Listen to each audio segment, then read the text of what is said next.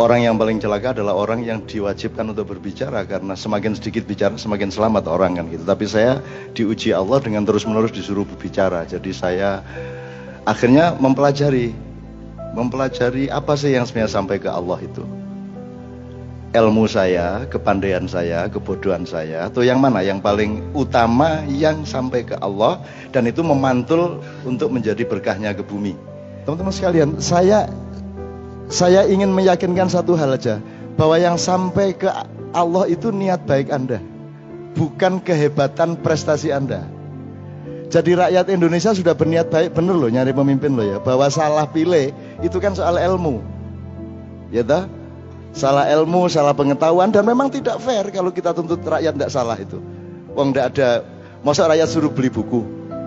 Demokrasi hanya menyediakan bahwa yang bisa memilih presiden itu adalah rakyat, kan gitu kan? Karena demokrasi itu salah satu aplikasi interpretatif dari kebenaran nubuah.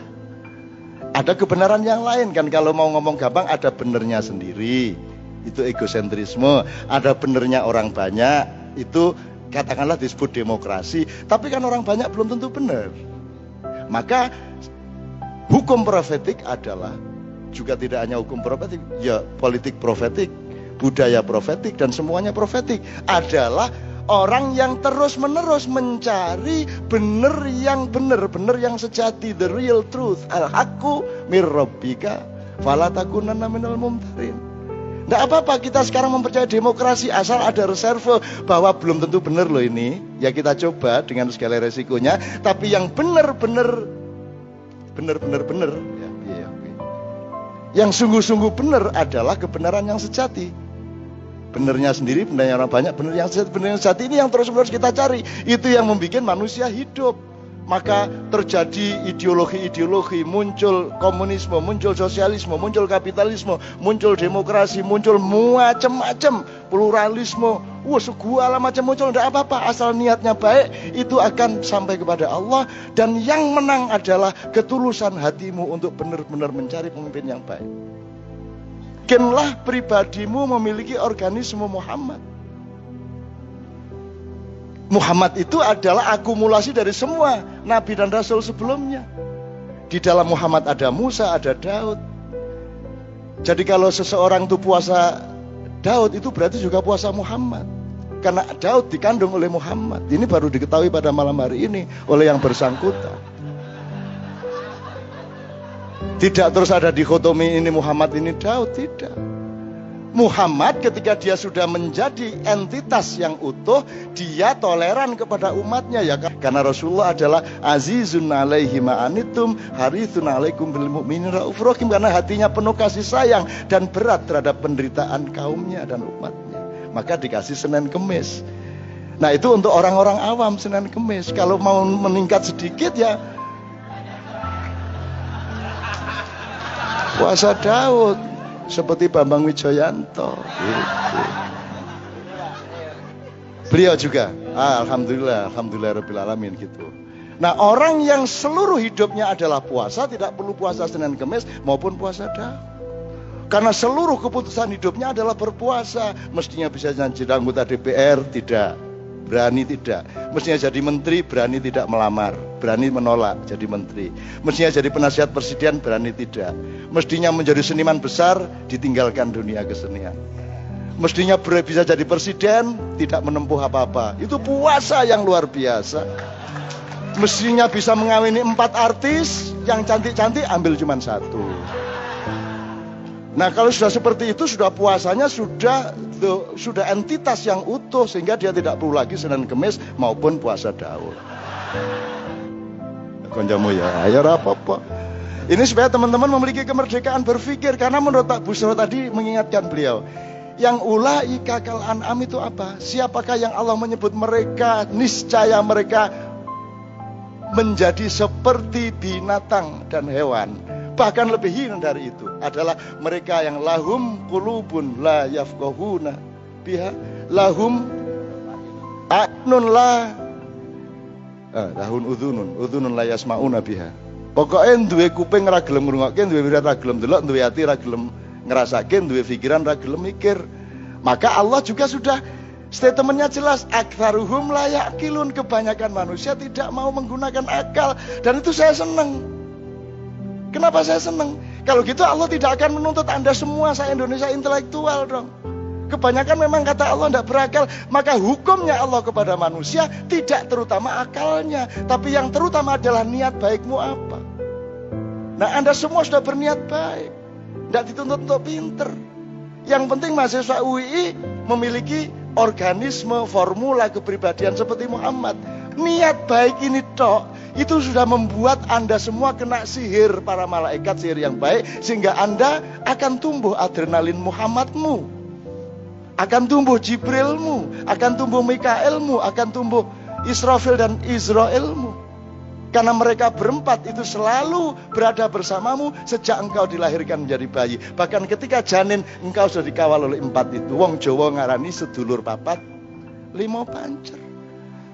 Orang Jawa sudah dari dulu mengenal Jibril, disebut Joborolo, Israfil Hosoropolo, Mikael Mokoholo, Israel Hojorolo.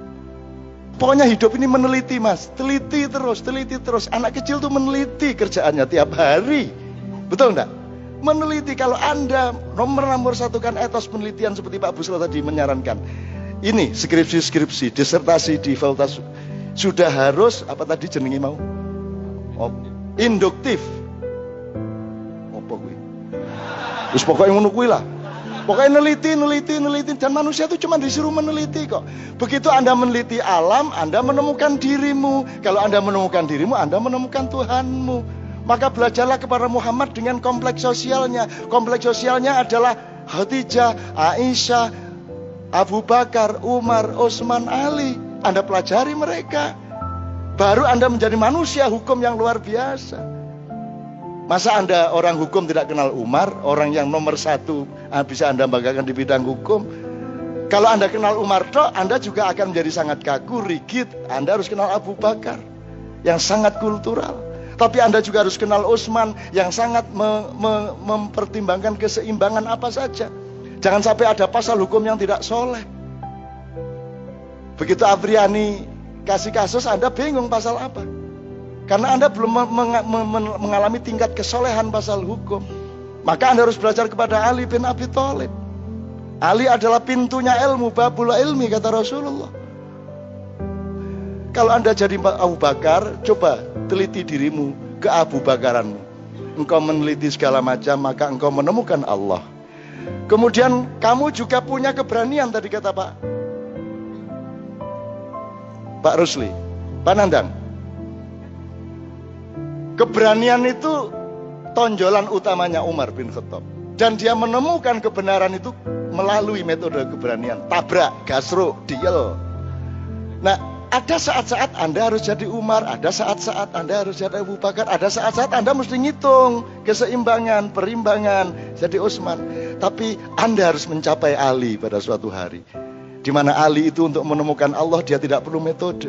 Kalau dia lihat daun, Allah yang dia lihat. Bukan terus Allah kayak godong, enggak. Tapi dia ketemu Allah. Kemanapun dia memandang, apapun yang dia dengarkan, apapun yang dia lakukan, membuat dia bertemu dengan kesadaran Allah. Itu yang namanya nubuah. Kalau mahasiswa UII ingat Allah sesering mungkin sudah cukup, Bos. Sudah cukup. Kata Allah, sholatlah engkau seakan kau melihat aku. Ya wis ra apa-apa nek kowe ra iso ndelok aku, sing penting kowe ngerti nek aku ndelok kowe. Lho kurang piye ta ya? Enak banget tuh sama Allah itu. Enak banget. Kita gini sama Allah, Allah menunduk kepada kamu. Engkau berdiri sama Allah, Allah datang berjalan kepada kamu. Engkau melangkah satu langkah, Allah melangkah satu depa. Engkau melangkah satu depa, Allah melangkah sepenggalah kepadamu. Allah lebih rendah hati daripada kamu kepada dia. Jadi ingat Allah udah cukup. Tercapai. Dan sekarang aja sudah terbukti kok.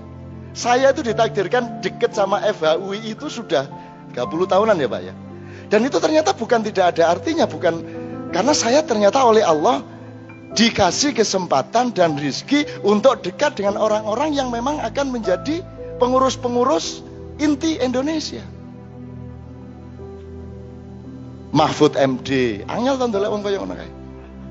Ya toh. Dan itu harus di Madura lahirnya. Kalau Mahfud MD lahirnya tidak di Madura, tidak seperti itu.